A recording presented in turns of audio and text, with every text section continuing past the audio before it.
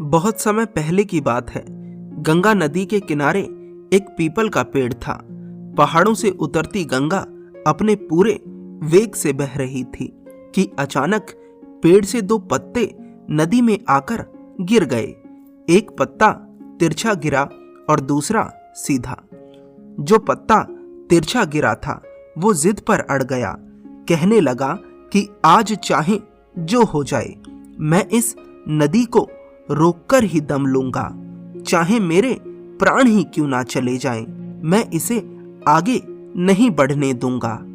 वह पत्ता जोर जोर से चिल्लाने लगा, रुक जा गंगा, मैं तुझे आगे नहीं बढ़ने दूंगा। पर नदी तो बहती ही जा रही थी। उसे तो पता भी नहीं था कि कोई पत्ता उसे रोकने का प्रयास कर रहा है। इधर पत्ते की जान पर बन आई थी।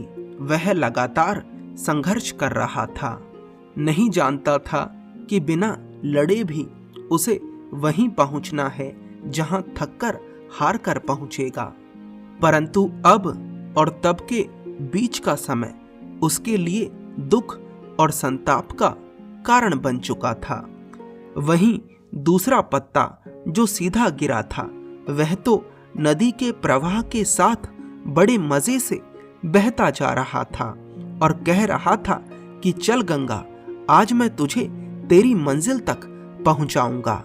चाहे जो हो जाए, मैं तेरे मार्ग में कोई अवरोध नहीं आने दूंगा। नदी को इस पत्ते का भी कुछ पता नहीं था।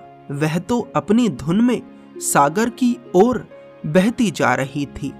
लेकिन पत्ता खुश था, आनंदित था, क्योंकि उसे तो लग रहा था कि वही उस नदी को अपने साथ बहाए ले जा रहा है।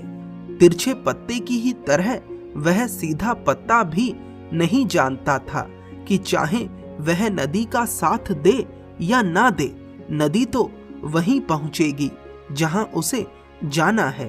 पर अब और तब के बीच का समय उसके लिए आनंद का समय बन चुका था। जो पत्ता नदी से लड़ रहा था, उसकी जीत का कोई उपाय नहीं था, और जो पत्ता नदी के साथ बहा जा रहा था, उसकी हार का कोई उपाय नहीं था। यह कहानी हमें सिखाती है कि जिस दिन हम लड़ना छोड़ देते हैं, उस दिन से हम जीना शुरू कर देते हैं।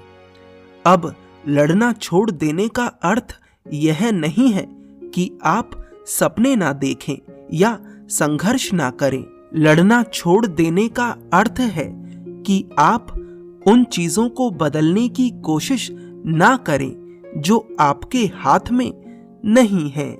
यही खुश रहने का मूल मंत्र है।